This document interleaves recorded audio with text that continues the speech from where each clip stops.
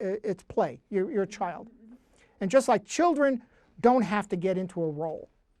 They don't have to study to get into a role. When you're out playing in the backyard, when we were playing Cowboys and Indians, when I was growing up and I was playing Cowboys and Indians, we never said a moment, wait a minute, I got to get into character. Wait a minute, I got to get there. No, you were a cowboy, you were an Indian like that.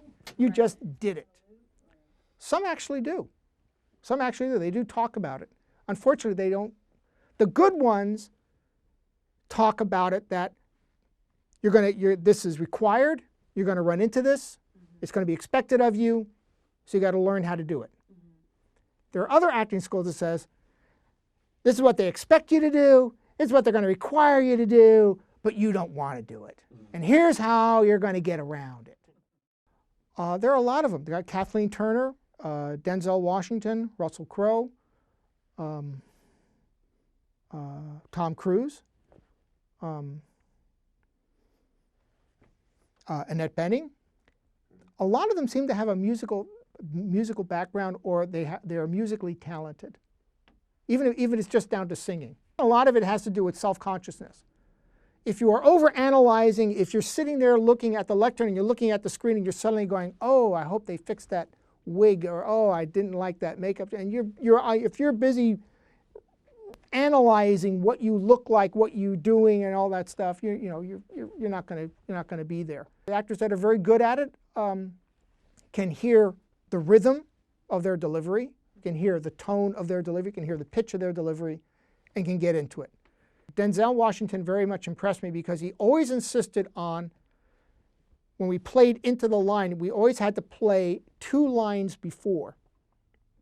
So it took a long time, but we had, you would back up maybe 40 or 50 feet before the cue and play that. And he would be doing those previously. He'd be doing that. He'd be going, getting into that same rhythm, the same feel, the same, and then beep, beep, beep, boom. And then he could just nail it.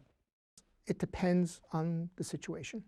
It depends on the situation. There are some directors that are very decisive. They'll come in there and they'll go, nope, that's the reading, that's the take, that's it. And they will never revisit it. For them, it'll either be that ADR line or the production. And I find comedy directors some comedy directors are actually like that. They'll find that that's the reading, that's the one that works for me, and I'm not going to revisit it. But then there are other other directors that are very nervous.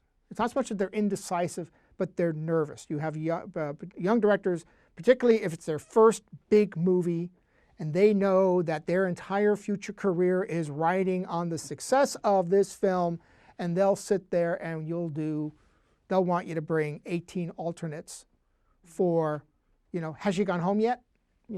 For like a really nothing line, but you'll have 18 alternates of all different ways of it being said.